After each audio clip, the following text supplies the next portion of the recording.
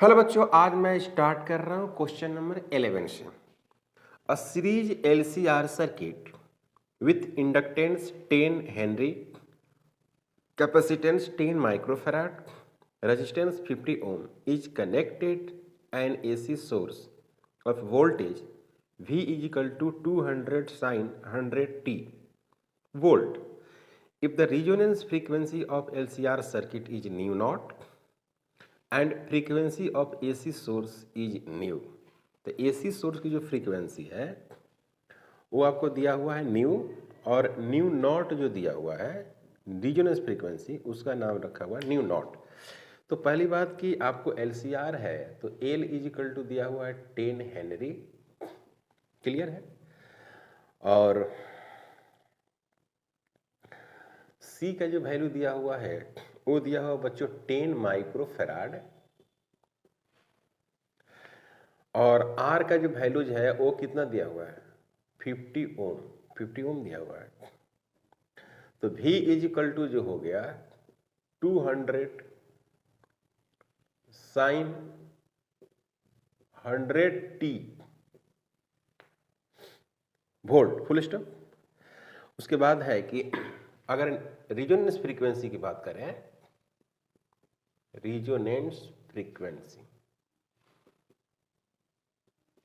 तो ये थ्योरी में आप पढ़े होंगे, इसको न्यू नॉट कहा जाता है, और 1/2 pi root under L into C लिखा जाता है। तो यहाँ पर हो गया 1/2 pi root under L। L का मतलब यहाँ पर 10 दिया हुआ है, और C का मतलब दिया हुआ है 10 माइक्रो है, माइक्रो, माइक्रो का मतलब 6 होता है, -6।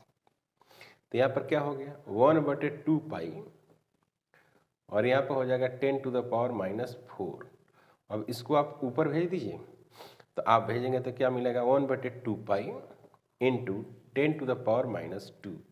तो यहाँ पर क्या लिखेंगे बच्चों 100 डिवाइडेड बटे 2 पाई, इस तरह से होगा। तो न्यू जो नॉट हो गया वो हो गया आपको 50 डिवाइडेड बटे पाई। तो न्यू नॉट का वैल्यू आ गया 50 बटे पाई, ये हो गया आंसर 50 बटे पाई रिजोनेंस फ्रीक्वेंसी। अब ये कहा है सिंपल फ्रीक्वेंसी। तो सिंपल फ्रीक्वेंसी में है कि आप लिखते हैं ऐसे V is equal to V nought और साइन ओमेगा इंटू टी लिखते हैं। तो इसको अगर देखेंगे तो क्या मिलेगा, ओमेगा इज इक्वल टू 100 है रेडियन पर सेकेंड, रेडियन पर सेकेंड है। तो आप पढ़े होंगे ऐसे omega equal to 2 pi, nu है, तो ये nu is equal to omega बटे कितना हो गया 2 पाई। तो यहाँ पर क्या हो गया आपको 100 डिवाइडेड बटे 2 पाई। तो यहाँ पर सोल्व करेंगे तो कितना आएगा, ये भी कितना आ गया 50 डिवाइडेड बटे पाई HZ हर्ट्ज। तो ये दोनों फ्रीक्वेंसी है, हर्ट्ज में यूनिट होगा इसका, HZ होगा। तो इसकी दोनों जो फ्रीक्वेंसी है वो इक्वल है। तो आपको पहला जो ऑप्शन है वो नहीं है, दूसरा ऑप्शन है, तो इसका आंसर जो होगा वो बी होगा, है ना, क्योंकि दोनों की वैल्यूज सेम आ रही है। क्लियर है, अच्छा क्वेश्चन है। अ series LCR circuit containing 5.0 Henry inductor, 80 microfarad capacitor and 40 ohm resistor is connected to 230 volt variable frequency AC source. Full stop. The angular frequency of the source at which power transferred to the circuit half the power at the resonant angular frequency is likely to be। मतलब यहाँ पर range बताना है, angular frequency का range बताना है। तो सबसे पहली बात ये है कि आपको क्या क्या दिया हुआ है पहले नोट कर लीजिए। L इज इक्वल टू दिया हुआ है 5 हेनरी, कोड आउट। C इक्वल टू दिया हुआ है 80 माइक्रोफैराड, इसको लिखेंगे 80 into 10 to the power -6 farad. R is equal to आपको दिया हुआ है 50 ओम, इस तरह से दिया हुआ है, sorry R is equal to 40 ohm दिया हुआ है, 40 ओम, 40 ओम, ओके। अब यहाँ पे पहली बात कि हम लोग रिजोनेंस फ्रीक्वेंसी की बात करते हैं। देखो रिजोनेंस फ्रीक्वेंसी है 1/√LC, ऐसे लिखते हैं, ऐसे सही है। और ये वाला सही था 1/2π√L इंटू सी, ऐसे। Code out, okay. तो ये हो गया angular frequency, resonance, angular frequency. तो सारे वैल्यू पुट कर दीजिए यहाँ पर, सभी वैल्यू को पुट करिएगा तो आपको कुछ मिलेगा। L है 5 और C है 80 इंटू 10⁻⁻6।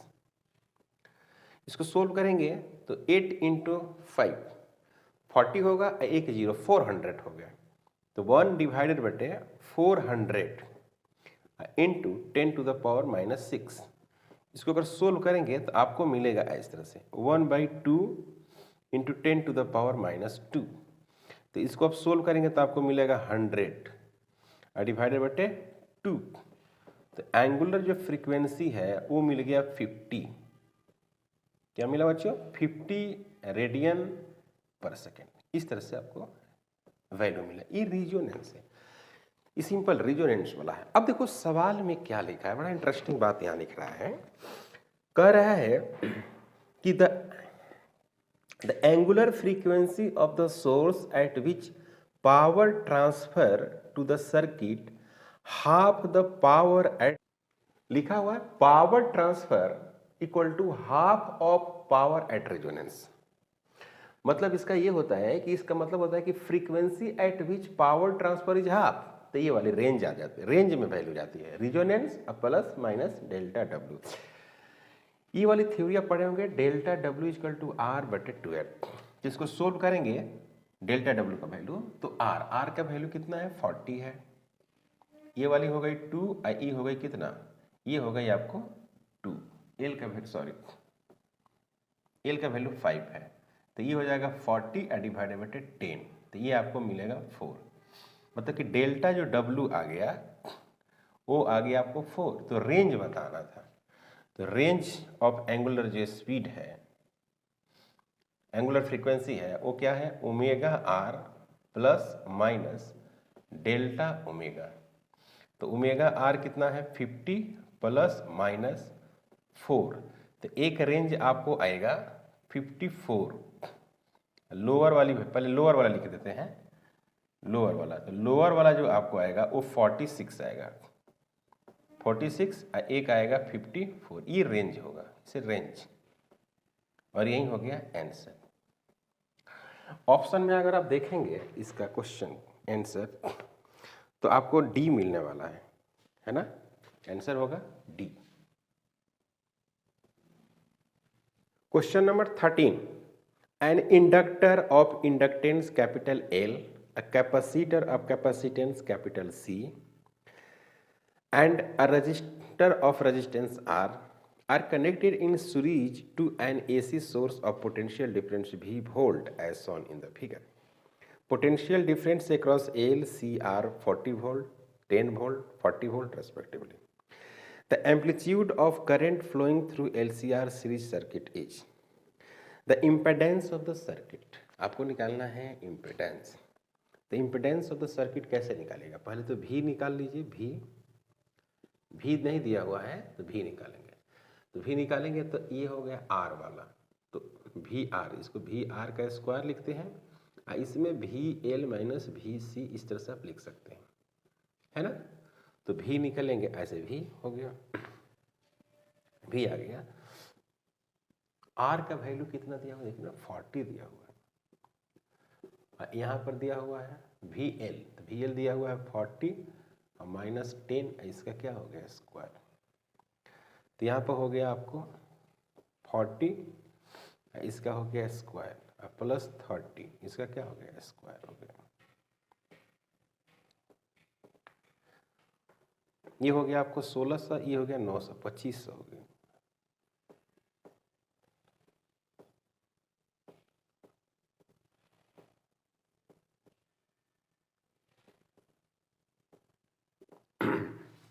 V इक्वल टू क्या हो गया 40 वोल्ट। तो E आ गया VRMS। पहली बात आ गया कि ये VRMS। तो आपको क्या चाहिए था, Z चाहिए था, तो Z में आप ऐसे लिखते हैं। ये हो गया आपको VRMS और E हो गया I0। कन्फ्यूजन है। तो यहाँ पर आप लिखेंगे कि I R M S is equal to I nought divided by root under 2। पहली बात तो यहाँ पर लिख दीजिए आई नॉट का वैल्यू लिखिए 10 root under 2 divided by root under 2, cancel होगा तो आपको मिलेगा 10 एम्पियर। ये होगा I R M S. Clear. अब आपको कैलकुलेट करना है जेड। तो यहाँ पर लिखिए वी आर एम एस है, जो भी आप एसी में कैलकुलेट करते हैं वो सभी वैल्यू आर एम एस में होती है। तो यहाँ पर लिखेंगे I R M S is equal to V R M S divided by Z. तो जेड इक्वल टू क्या लिखेंगे बच्चों, V R M S divided by I R M S.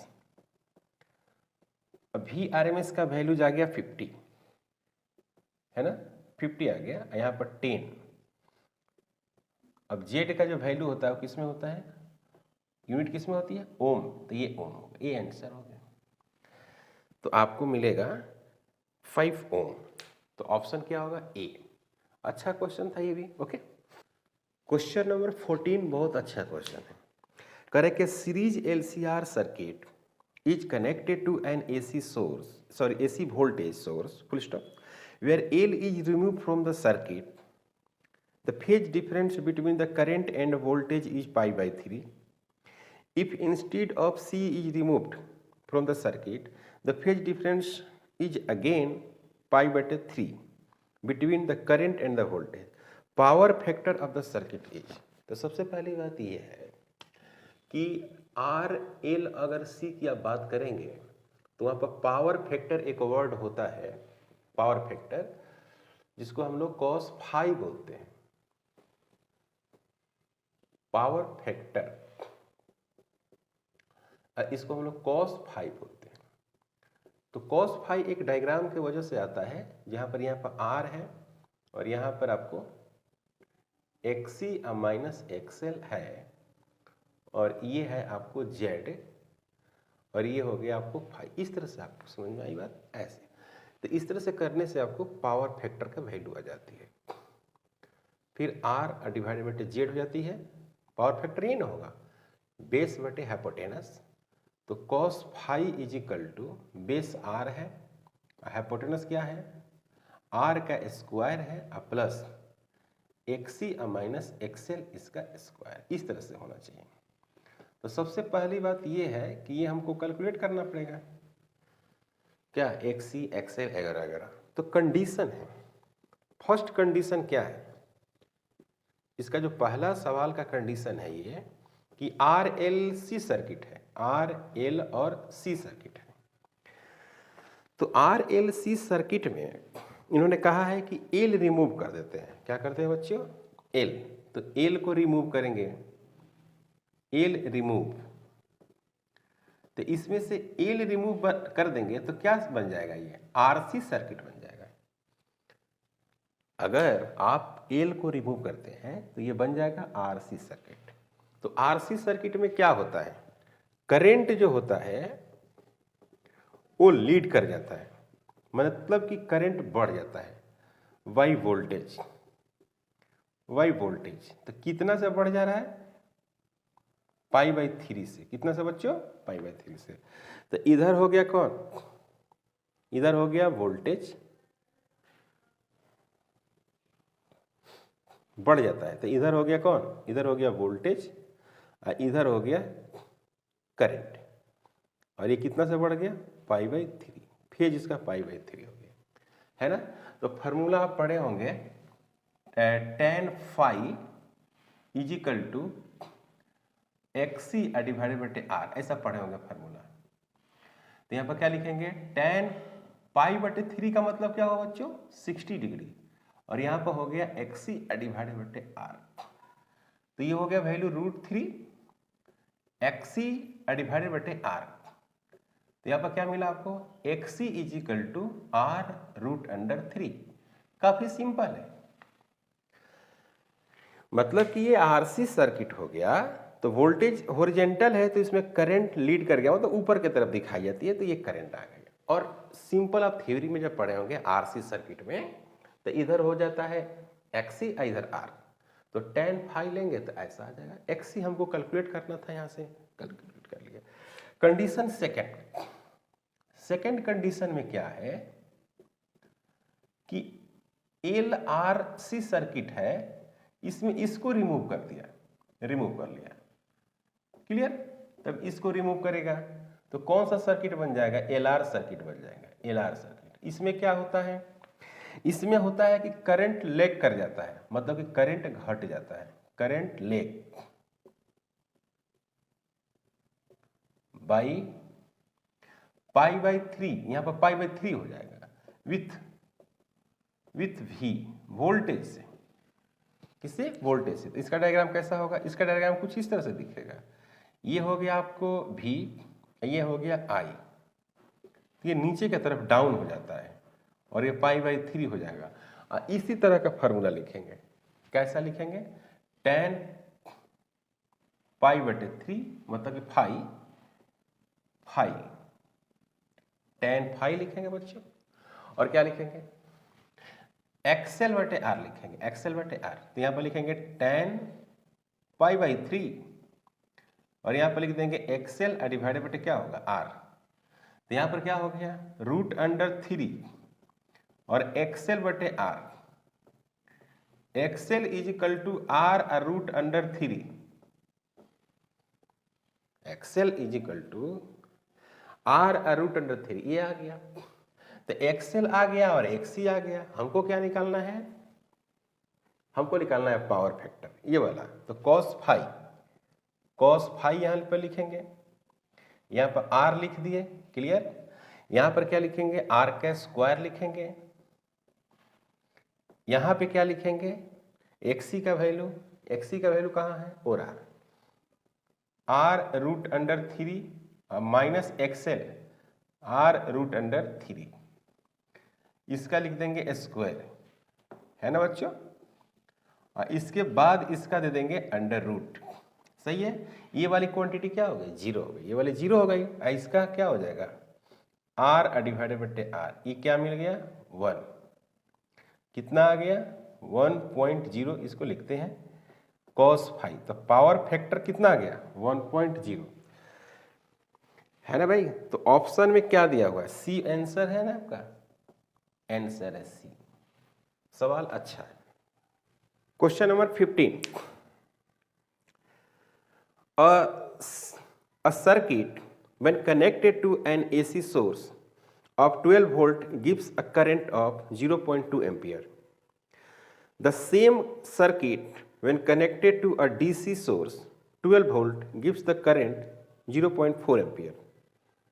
The circuit is, देखो सवाल काफी सिंपल है। AC में जब कनेक्शन उसका कर रहा है 12 वोल्ट की बैटरी से, 12 वोल्ट की बैटरी से, तो उसमें जो करंट मिल रहा है वो है आपको 0.2 एम्पियर, ये कह रहा है। फिर दूसरा में कह रहा है कि सेम सर्किट में अगर डीसी से जोड़ते हैं, सर्किट में नहीं बना रहा, और उतना ही वोल्टेज पर यूज कर रहे हैं, तो करंट जो मिल रहा है वो मिल रहा है 0.4 एम्पियर, मतलब सीधे उसके डबल करंट मिल रहा है। तो कह रहा है कि ये आपको बताना है कि वो सर्किट क्या रही होगी। तो आपको पता है, रेजिस्टेंस कैलकुलेट करते हैं। तो Z बराबर जो होगा, यहाँ पर हम लोग लिखेंगे V is equal to I into Z. तो यहाँ पर Z इज इक्वल टू जो आएगा बच्चों वो V बटे आई आ जाएगा। तो Z is equal to V है इसका 12, ये 12 है, डिवाइडेड बटे 0.2 है, तो ये आ जाएगा 60 ओम आ जाएगा। ये Z का वैल्यू आ गया, Z इज इक्वल टू 60 ओम। और यहाँ पर हम लोग डीसी में रेजिस्टेंस कैलकुलेट करते थे, तो यहाँ पर अगर डीसी में लिखेंगे तो यहाँ पर लिखेंगे V is equal to I into R. तो R is equal to V divided बटे I। ओके, तो V यहाँ पर है क्या? 12 वोल्ट ही है, और यहाँ पर कितना है? 0.4 है, तो यहाँ पर हो जाएगा 30 ओम। तो R इक्वल टू आ गया आपको 30 ओम। तो हम इसमें क्या करते हैं कि अगर LR, RC, RLC ये सभी मालूम करने के लिए इसमें हम लोग पावर फैक्टर को जानकारी लेंगे कि पावर फैक्टर का वैल्यूज क्या होगा। तो हम लोग लिखते हैं क्या, cos फाई, जिसको पावर फैक्टर बोलते हैं, और इसको लिखते हैं हम लोग r/z।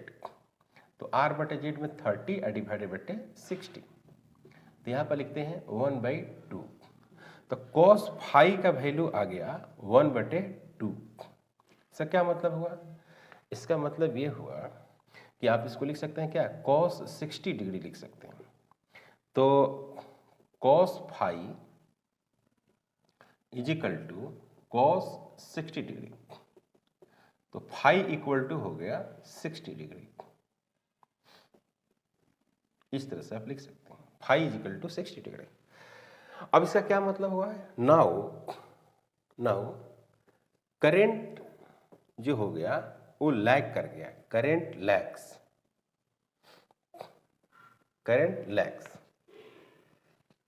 क्या किया है, लैग्स किया है by 60 degree with voltage, AC की बात हो रही है, voltage. So circuit will be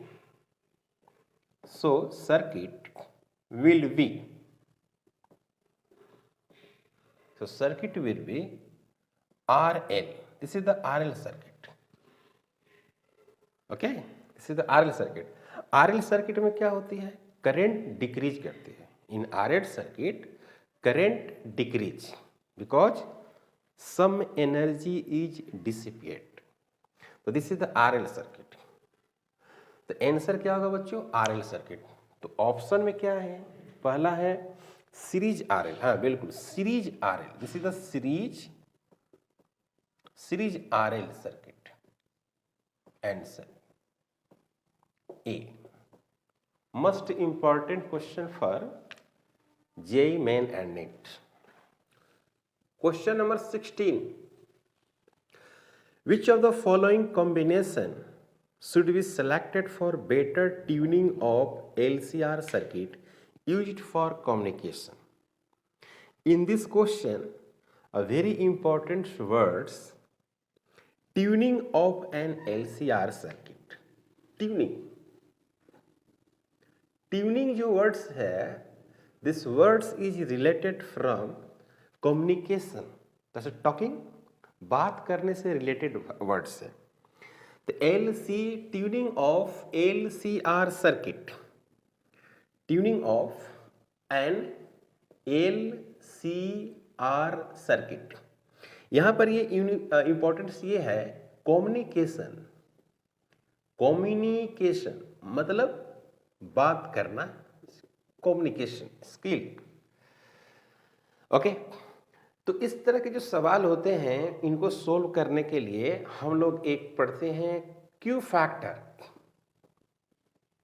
generally known as quality factor.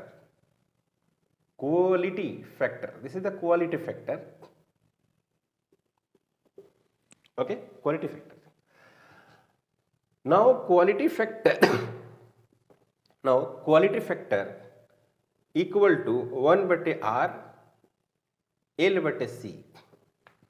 More value of Q factor then more value of tuning. तो जिसकी Q फैक्टर ज्यादा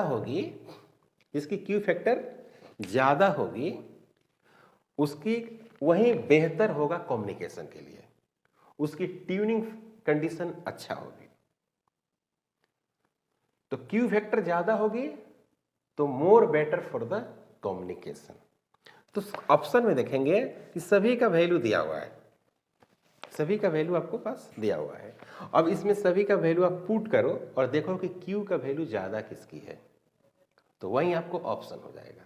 क्या समझे, आपके पास जैसे ऑप्शन जैसे फर्स्ट है ना, R = 20, L = 1.5 और C = 35 माइक्रोफैराड। ओके, एक वैल्यू मिलेगी। फिर दूसरा में देखो R = 25 और L = 2.5 और C = 45। तो ज्यादा ये वैल्यू किसकी होगी, जिसमें R कम होगा और C कम होगा और L ज्यादा होगा। तो इसमें कैलकुलेट करने से पहले आप इसमें सर्च कर लो कि R का वैल्यू कम किसका है। तो तो R का सबसे कम वैल्यू C में है 15 है, क्लियर। वहां पर L कितना है 3.5 है, तो L का वैल्यू सबसे ज्यादा है, और C कितना है 30 है, और C का वैल्यू सबसे कम है। तो कितने भी अगर मूर्ख भी आदमी रहेगा तो क्या कहेगा कि भाई जिसका R ज्यादा हो और L क्या हो कम हो और C क्या हो ज्यादा हो, तो ये कम होगा, तो ये ट्यूनिंग के लिए सही नहीं होगा, क्लियर। या ऐसे कर सकते हैं कि R का वैल्यू क्या हो बहुत कम हो, L का वैल्यू क्या हो ज्यादा हो, और C का वैल्यू भी क्या हो, C का वैल्यू भी कम हो, तो Q का वैल्यू ज्यादा होगा।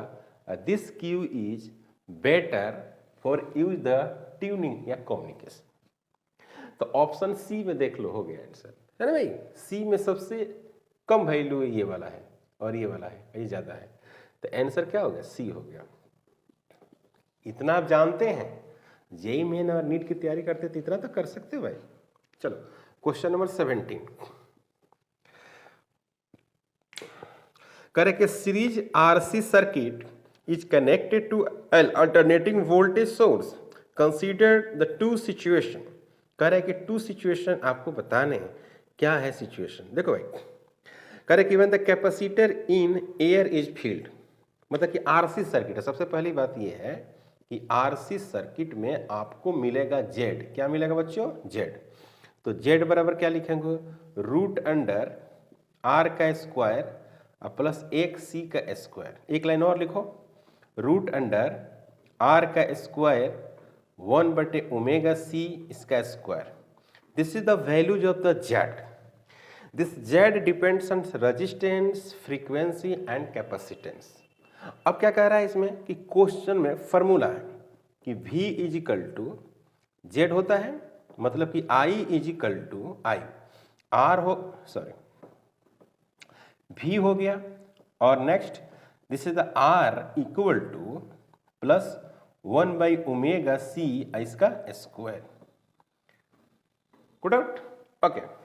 अब कंडीशन है, क्वेश्चन में कंडीशन है। कंडीशन ये है कि कैपेसिटर में when the capacitor is air filled, तो कैपेसिटर में एयर फील्ड है, व्हेन एयर फील्ड एयर भरा हुआ है, air filled in capacitor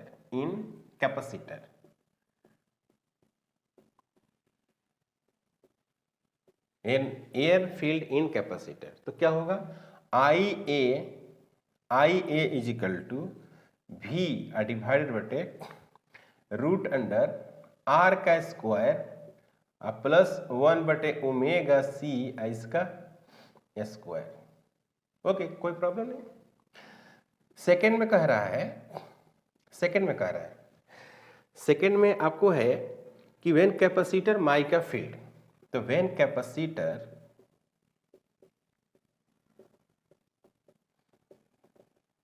mica field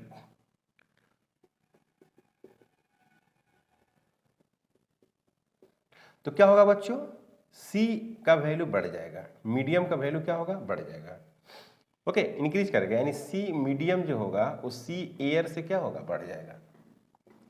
C air मतलब कि ये वाली वैल्यू बढ़ जाएगी, समझो जरा।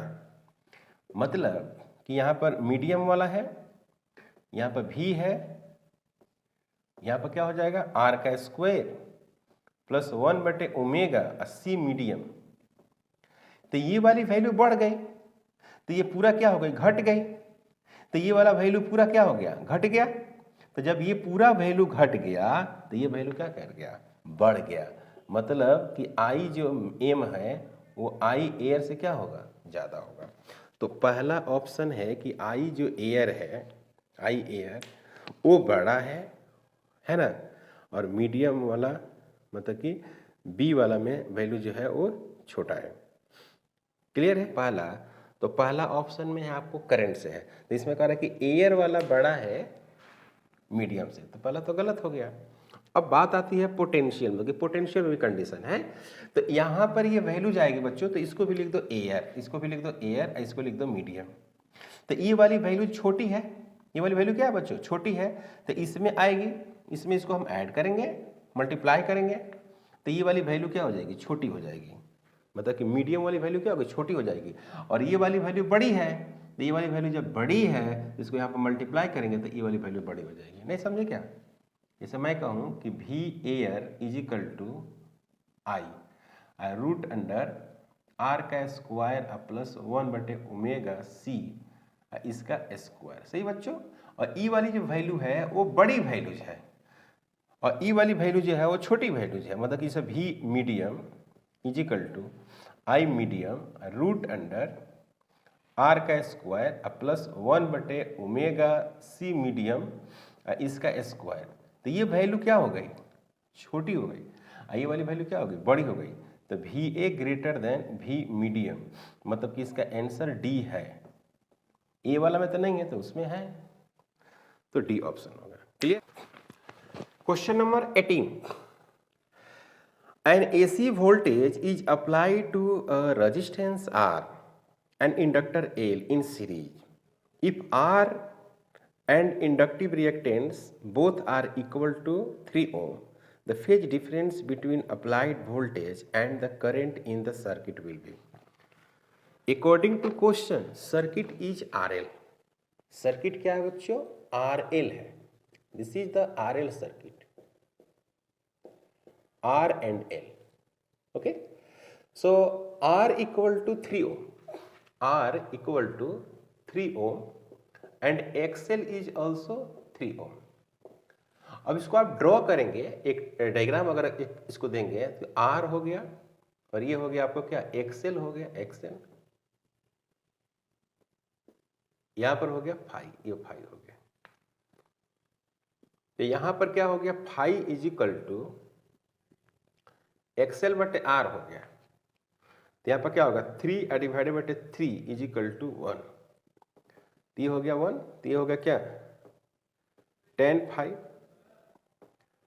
tan phi is equal to tan 45 degree.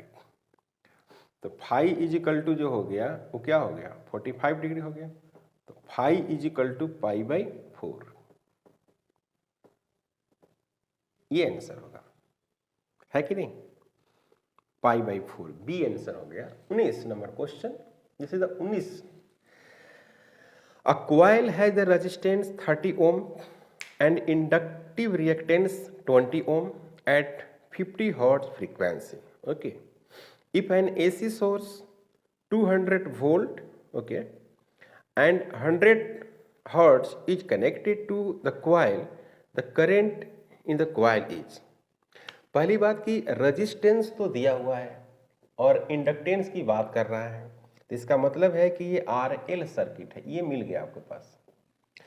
इसमें देखिए कंडीशन है, कंडीशन ये है कि पहला आपको दिया हुआ है एक्सेल, दिया हुआ है एक्सेल, ये दिया हुआ है 20 ओम।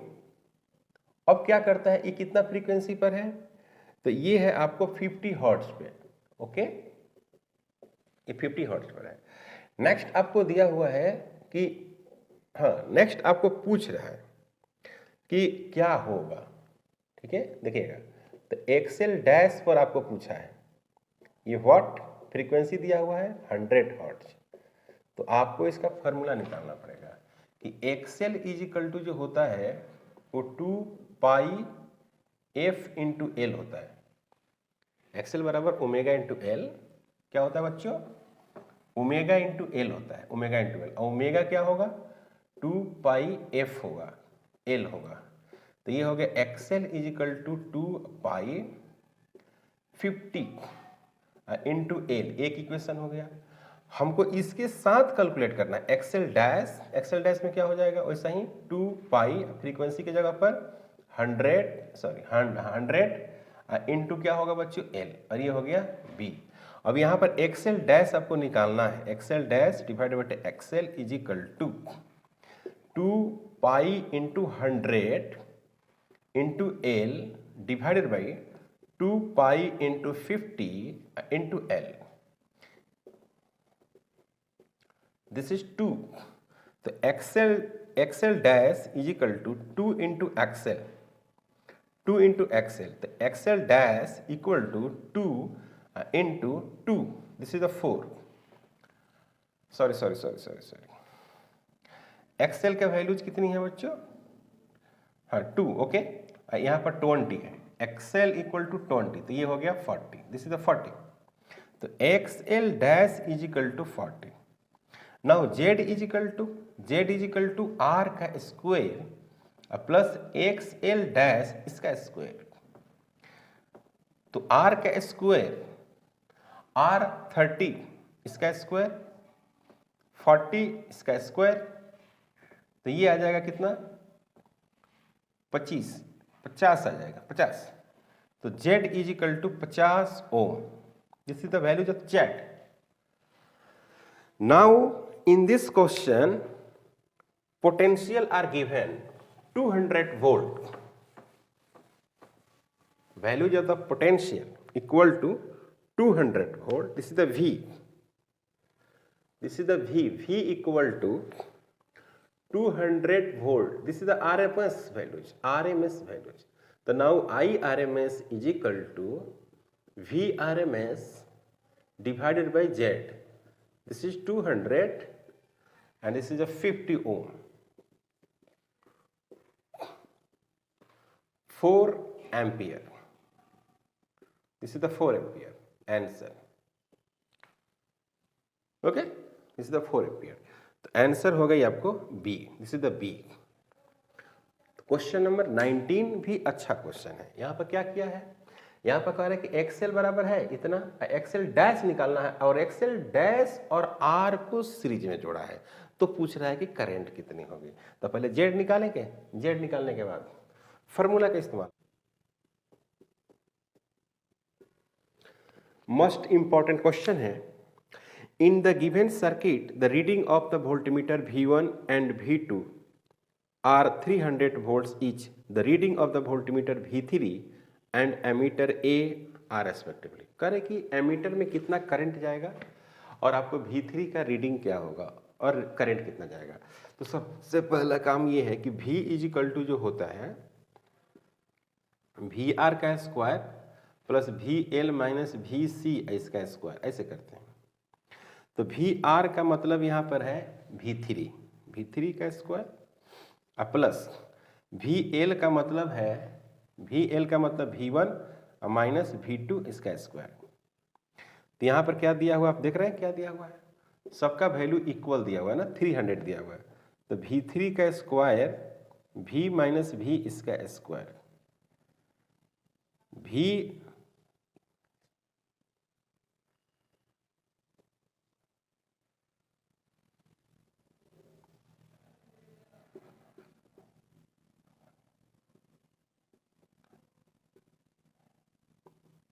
ये हो गया आपको V is equal to V3, इस तरह से आ गया। और V का वैल्यू कितना है 220 वोल्ट, तो ये आ गया V3 का मान यही होगा। अब कह रहे हैं करंट निकालना है, तो करंट कैसे निकालेंगे, IRMS is equal to VRMS divided बटे Z। तो Z का मतलब यहाँ पर R है, क्योंकि ये सब तो जीरो है, तो यहाँ पर क्या होगा VRMS का मतलब होगा 220 डिवाइडेड बटे Z का मतलब R, Z का मतलब R हो गया।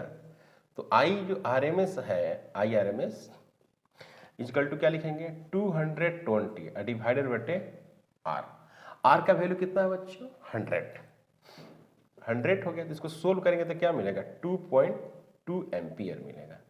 तो IRMS मिल गया आपको 2.2। तो ऑप्शन अगर आप देखेंगे तो वोल्टेज हो गया 220, तो 220 और 2.2, तो ऑप्शन क्या हो जाएगा 220 वोल्ट, 2.2 एम्पियर। ऑप्शन में देखेंगे तो आपको बी ऑप्शन मौजूद है। तो आज हम लोग 20 क्वेश्चन तक सोल्व किए हैं। नेक्स्ट लेक्चर में हम लोग कंटिन्यू 30 तक करेंगे। तो आज का लेक्चर यहीं पे स्टॉप करते हैं, मिलते हैं नेक्स्ट लेक्चर में। अगर आप हमारे चैनल पर नए हैं प्लीज़ सब्सक्राइब करें, शेयर करें। Thank you.